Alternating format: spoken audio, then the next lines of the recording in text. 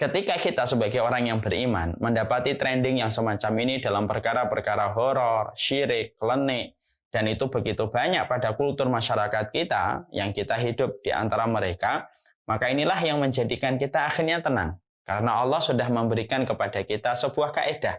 Kaidah ini garansi, kaidah ini jaminan. Ketika Allah mengatakan wala yuflihus sakhir haitsu ata. Sesungguhnya tukang sihir itu tidak akan pernah mereka itu beruntung dimanapun mereka berada. Maka disinilah akhirnya kita memahami, kita mengerti betul. Ternyata kadang-kadang kita merasa khawatir kalau berhadapan dengan orang yang belajar ilmu magic dan ilmu hitam. Membuat kita berdiri, bulu kuduk kita, membuat kita mundur beberapa langkah ketika kita merasa berhadapan dengan tukang dukun, paranormal. Orang yang dikatakan pintar walaupun sebenarnya tidak pernah pintar, karena pintar adalah orang yang takut kepada Allah. Maka inilah yang menjadikan akhirnya kita punya pegangan. Kita punya sebuah mantra yang syar'i. Mantra yang syar'i itu adalah ketika kita memahami surat Toha 69, kalau kita berhadapan dengan tukang sihir, sesungguhnya tukang sihir tidak akan pernah beruntung dari mana saja datangnya, selama kita memiliki komitmen iman pada kehidupan kita dan ketakwaan pada jiwa kita. Ayat ini memberikan kepada kita berbagai macam faedah. Di antara faedah yang kita dapati, yang pertama, sesungguhnya sihir itu merupakan fenomena yang sejatinya nyata ada. Jangan dikira bahwasanya sihir itu tidak ada. Banyak orang-orang yang mereka merasa ketika mereka sudah mendapatkan kemajuan teknologi, mungkin dia sekolah di luar negeri, mereka mengatakan bahwasanya sihir itu tidak ada. Maka kita menyampaikan sihir itu ada. Sihir itu fenomenanya ada. Dan sihir itu salah satu fitnah yang akan muncul sampai matahari terbit dari arah barat. Bahkan kalau kita mengetahui tukang sihir itu merupakan fitnah dari keberadaan dajjal-dajjal kecil sebelum munculnya dajjal besar.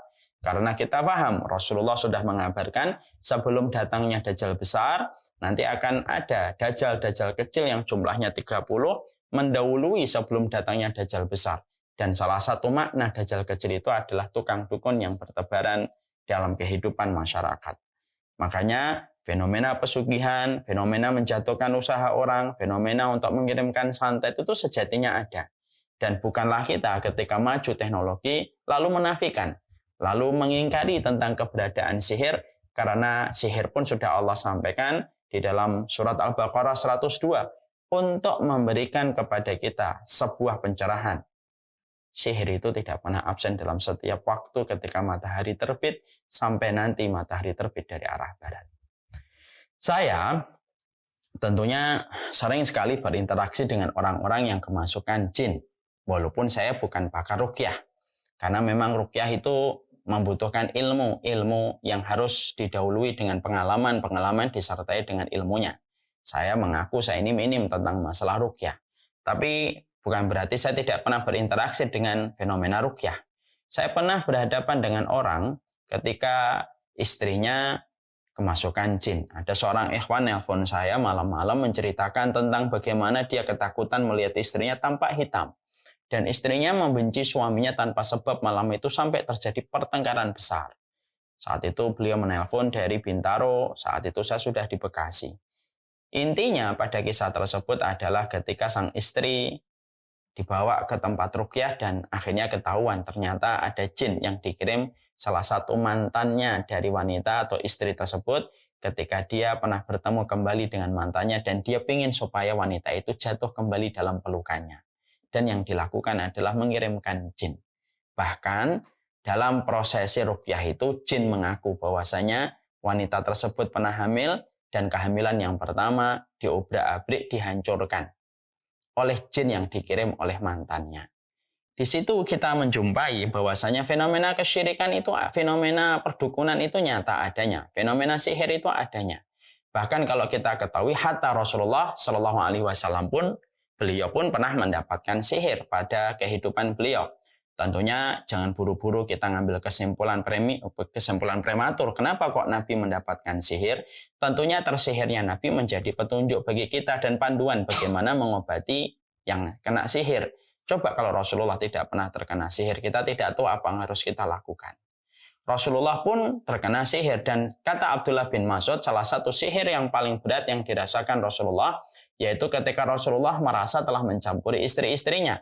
Tetapi Rasulullah sebenarnya sudah begitu lama tidak mencampuri istrinya.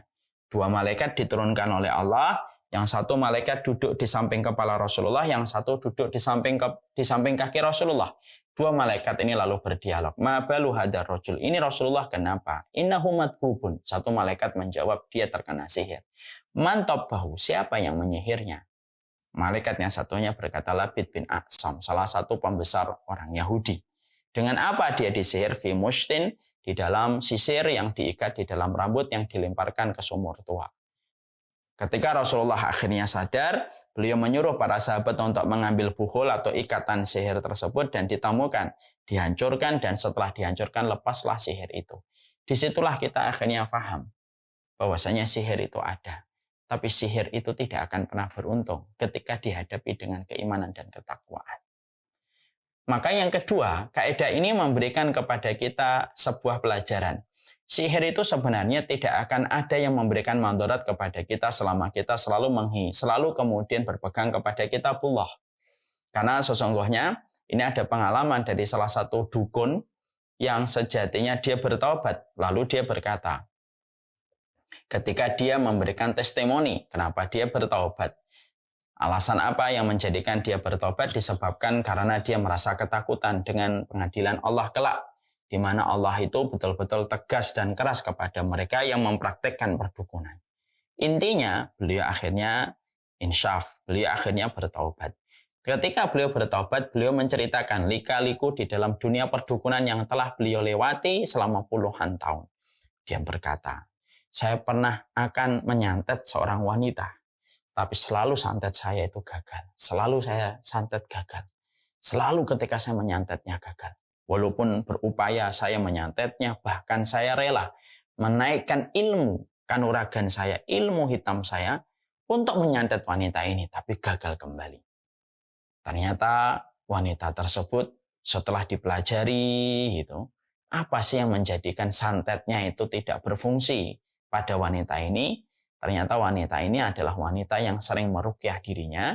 Wanita ini adalah sering melazimi surat Al-Baqarah, sering melazimi ayat kursi, sering melazimi Al-Ikhlas, Al-Falaq, dan An-Nas, dan betul-betul wanita ini tidak pernah lepas dari dzikirnya kepada Allah.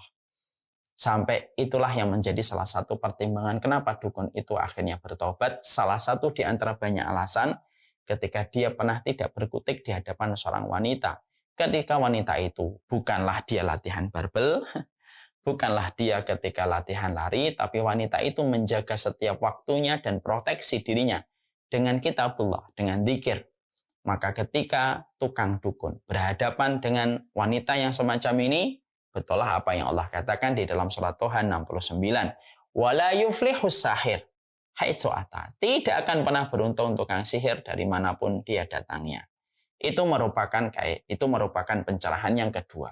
Sesungguhnya sihir itu tidak akan mengkhawatirkan. Kalaupun ada pertanyaan, kalaupun terjadi sesuatu madharat kepada seseorang ketika dia terkena sihir, itu pun bukan karena kekuatan tukang sihirnya, tapi itu pun merupakan bagian dari takdir yang telah disampaikan oleh Allah Subhanahu wa taala. Makanya sampai Allah menyampaikan di dalam surat Al-Baqarah 102, wa ma hum bidarrina bihi min ahadin illa biidznillah. Makanya pada surat Al-Baqarah 102 Allah sampai menyampaikan, dan tidaklah mereka mampu memberikan mandharat kepada seseorang siapapun kecuali itu dengan izinnya Allah. Dan itu menunjukkan kepada kita bahwasanya tukang dukun itu sejatinya tidak akan pernah beruntung. Pada seluruh kehidupan mereka, tukang sihir itu tidak berkutik sebagaimana tidak berkutiknya mereka di hadapan Nabi Musa. Mereka pun tidak akan pernah berkutik kepada mereka yang selalu berpegang kepada ayat-ayat yang Allah turunkan, yang sejatinya memberikan perlindungan bagi orang yang beriman. Yang ketiga, bahwasanya disinilah kita akhirnya memahami kaidah ini juga melahirkan kepada kita sebuah petunjuk supaya setiap mukmin itu betul-betul membersihkan dirinya dari segala macam proses perdukunan dan segala macam turunannya. Tidak boleh bagi kita untuk tertarik, cenderung kepada tukang dukun. Dan kita harus mengingatkan, hari ini tukang dukun bisa jadi merubah namanya dengan nama-nama yang tidak menyeramkan. Sebagaimana kata dukun itu menyeramkan. Mungkin sudah berganti dengan berbagai macam nama. Mungkin bajunya tidak sehitam, lalu kemudian mulutnya mengunyah-ngunyah, lalu kemudian terbar air ludah kemana-mana. Sekarang mungkin dukun itu sudah ganti casing. Tapi mungkin sifatnya sama. Dan untuk membedakan mana itu dukun, mana itu orang yang betul-betul menggunakan agama sebagai jalan kebaikannya, itu cara kita mengetahui adalah dengan kita mengaji. Kita akan tahu bagaimana membedakan dukun dan bagaimana membedakan orang-orang yang mereka itu betul-betul menjadikan agama menjadi perlindungan bagi mereka. Jangan sampai tertipu, karena bisa jadi kata-katanya itu sekarang dukun bisa menggunakan kata ruqyah, tapi sejatinya yang diajarkan bukan ruqyah. Yang diajarkan itu adalah mantra-mantra yang sifatnya itu adalah mantra-mantra yang sifatnya adalah pengikat bagi setan untuk datang. Tapi nama yang disampaikan di luar itu tidak disampaikan dengan kata mantra, tapi disampaikan dengan kata ruqyah. Nah, di situ kita akhirnya paham segala macam turunan-turunannya, kita harus menghindari. Jangan mendengarkan tukang dukun. Kalau sudah ada di layar televisi kita, di layar YouTube, matikan. Karena kalau kita ikut mendengarkan, hati-hati. Bisa jadi sholat kita selama 40 hari tidak diterima oleh Allah. Apalagi sampai mendengarkan dan membenarkan. Makanya kalau sudah ada paranormal siapa ngomong sesuatu, maka kita harus cepat-cepat matikan. Apa bedanya paranormal dengan dukun, Ustaz? Dukun itu memberitahukan kepada kita barang-barang yang hilang. Pengen untuk melampiaskan hajat-hajat keburukan kita, itu dukun. Kalau paranormal, mengaku bahwasanya dia mengetahui perkara-perkara yang akan terjadi di masa mendatang, itu sama. Dan cirinya itu selalu begitu. Paranormal itu cirinya begini. Padahal sebenarnya tidak ada apa-apa yang dia dengarkan. Dan kita harusnya tahu, segala macam turunan-turunannya harus kita tinggalkan. Makanya kalau saya ditanya, saya ketika buka TV, Ustaz, ternyata ada paranormal. Tapi saya dengerin walaupun saya tidak membenarkan. Walaupun kamu dengerin, tidak boleh. Kalau membenarkan, apalagi. Kalau sudah membenarkan, maka itu faqad kafara bima unzila ala Muhammad. Kalau kamu sampai mendengarkan, maka sesungguhnya kamu telah kufur terhadap apa yang diajarkan kepada, apa yang telah diturunkan kepada Rasulullah Shallallahu Alaihi Wasallam. Maka itulah yang menjadikan kita saatnya menceraikan dan mentalak semua perdukunan dan segala macam turunannya. Tidak boleh membuka di YouTube, tidak boleh membuka di Google, dan lain sebagainya. Ustaz, kapan saya boleh datang ke dukun? Kalau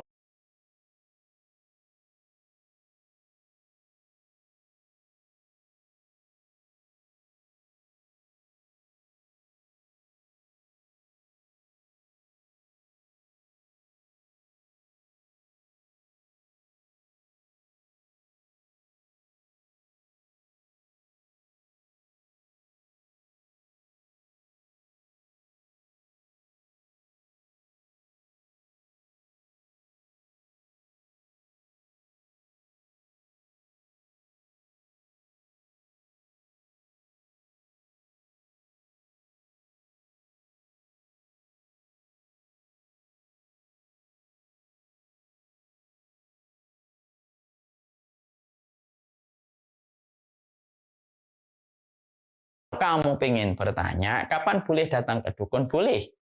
Ketika kamu pengen datang ke dukun dan pengen untuk mematahkan segala macam mantra-mantra yang dia lakukan, silakan datang ke dukun supaya dukun itu tahu betapa lemahnya dia di hadapan orang yang beriman. Tapi kalau datangnya ke dukun hanya penasaran, lucu-lucuan, buat konten, tidak boleh, haram hukumnya.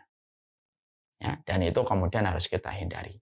Kemudian yang keempat, sebelum saya menyampaikan yang keempat, mari kita perhatikan video ini, kita melihat bagaimana orang kalau sudah kemasukan jin. Perhatikan ini, orang yang kemasukan jin. Maka sesungguhnya inilah terjadinya orang-orang yang kemasukan jin. Dan orang-orang yang kemasukan jin ini, apabila dia merupakan jin kiriman, itulah akibatnya. Tapi kita, setelah kita mengetahui kaidah yang ke-11 ini, menjadikan akhirnya kita memiliki ketenangan, memiliki kemantapan. Apa ketenangan dan kemantapan yang kita miliki? Yaitu adalah kita akhirnya mendapatkan proteksi. Kita ini sudah mendapatkan jaminan dan mendapatkan garansi dari Allah. Jadi akhirnya menjadikan setiap mukmin dalam apapun yang dia lakukan adalah dia tenang. Orang bisa mengancam, kamu rumahnya di mana? Saya kirimin nanti. Bacakan orang yang mengancam kita dengan yang semacam itu. Wala yuflihus sahir haitsu ata. Tidak akan pernah beruntung tukang sihir dimanapun berada. Karena terkadang kalau kita tidak paham kaidah ini, bisa jadi banyak di antara kita mudah sekali untuk diancam, mudah sekali kita bergetar ketakutan ketika kita berhadapan dengan tukang dukun. Padahal sejatinya tukang dukun itu orang yang paling rapuh. Kenapa? Kenapa dukun itu dikatakan paling rapuh oleh para ulama? Gimana tidak paling rapuh? Karena dia butuh sesuatu untuk bersandar dan kita bersandar kepada Allah yang maha besar. Kalaupun terjadi sesuatu itu bukan karena kuatnya dukun. Kalaupun terjadi sesuatu dengan kita ketika berinteraksi dengan dukun, ketika melawan dukun kita terjadi sesuatu, itu karena takdir Allah, bukan karena kuatnya dukun ketika memberikan mandarat kepada kita.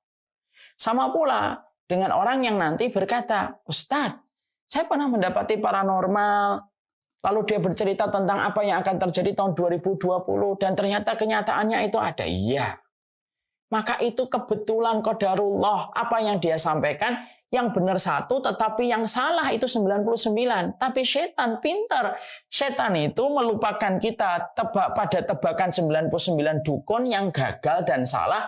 Tapi setan itu langsung akan membuka file untuk kita ketika ada satu tebakannya yang benar. Pada satu tebakan yang benar, itu selalu disertai 99 atau 500 kedustaan yang menyertainya.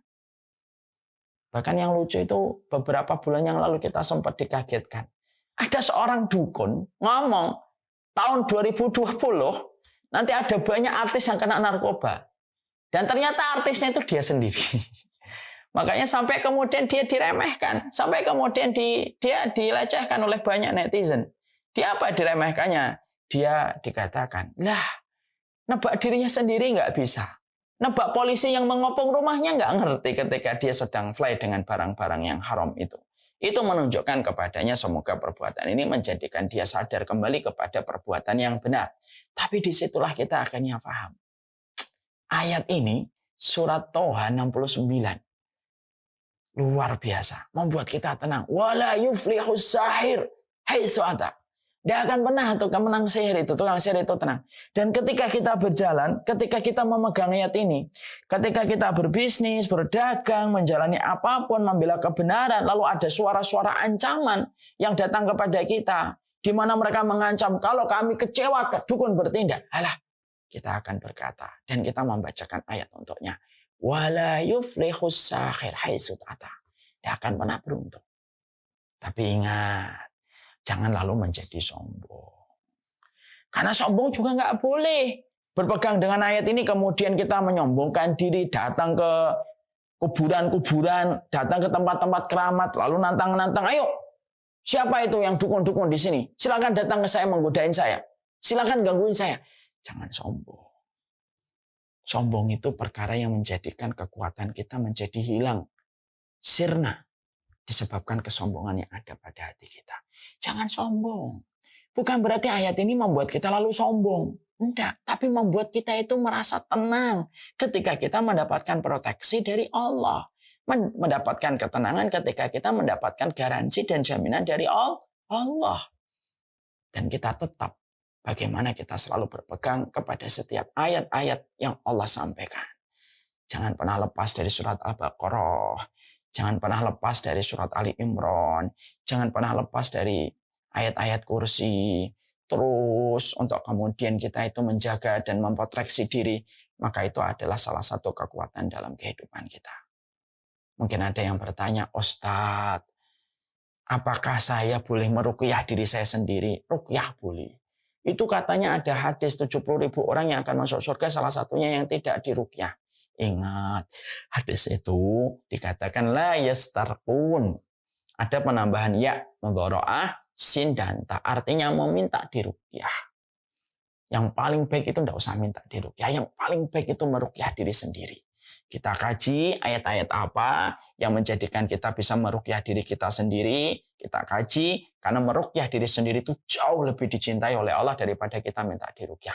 Kenapa Ustadz? Ruqyah mandiri lebih senangi Allah dan diridai oleh Allah daripada diruqyah. Karena ketika kamu diruqyah dan meminta diruqyah, kamu bersandar kepada makhluk walaupun itu boleh. Bukan berarti meminta diruqyah tidak boleh, boleh. Cuma gugur. kesempatan kamu masuk pada kesempatan 70.000 orang yang masuk surga tanpa hisab. Ya. Dan kemudian, tapi kalau ruqyah mandiri itu jauh lebih utama. Dan itulah yang menjadikan akhirnya kita paham, kita mengerti.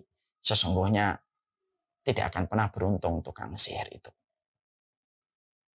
Allah mengarahkan kita pada dua kaidah yang kita kaji pada hari ini. Bahwasanya orang yang besar itu adalah mereka yang memikirkan sesuatu yang besar, bukan sesuatu yang remeh